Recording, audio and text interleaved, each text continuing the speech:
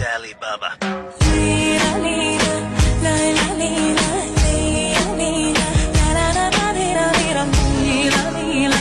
دوستان عزیز، امروز بهر شما یک تکلیف بی‌نهایت عالی دارم. حالا در اینترنت بی‌نهایت مود شده است که اینترنت مگزین ها خیلی بسیار است، اما بسیاریتون روی سیگار نمیدونید که اینترنت مگزینی خوب و بهتر از کجا دریافت کردن. در کار درست اینترنت مگزین های هست که آنها تماما تور ندارن، بور ندارن، اما از کسی دیگر گرفته میفروشند. ریسکشون حلال بود، اما بعضی چیز نرخش برای شما قیمت میگذارد.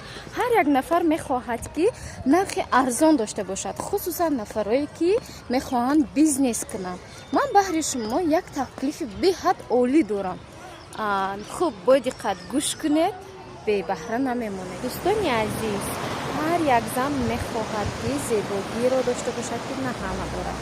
چی گونه که در همینجا منظره زیبا رو دیده ایستاده، هر زن اما در خود زیبایی رو میخواهد که لباس زیبا داشته باشد و یک نازکی زن همین است که ما لباسی داشته باشیم که همگان با بر نکرده باشد.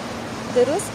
برای همین ما امروز نگار خانه توصیه میکنم. برای چی توصیه میکنم؟ برای آنکه آن کس چیزهایی دارن که در بازار نیست، در مگزین نیست، در اینترنت مگزین ها وجود ندارد.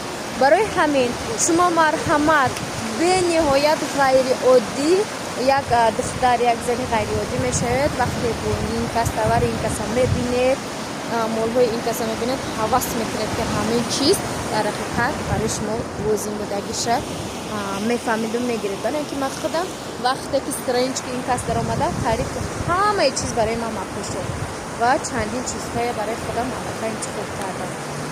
از همه خوبیش چی است؟ نرخ دسترس، نرخ ارزان و بازیتی از خصوصیت های اون به همه جا دسترس می شود و شما اگر برای فروش گرفتنی باشد و با سکیدگی به نهایت غیرعادی شما رو انتظار است و مالهای اون کس از خیتوی، از دوبای و از ترکیه.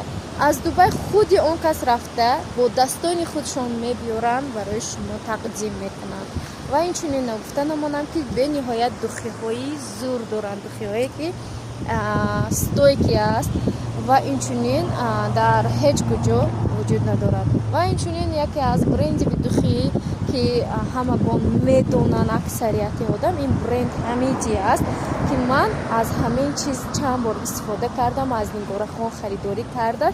امروز همین چیزها رو به شما توصیه میکنم. استرانیچکشون میگذارم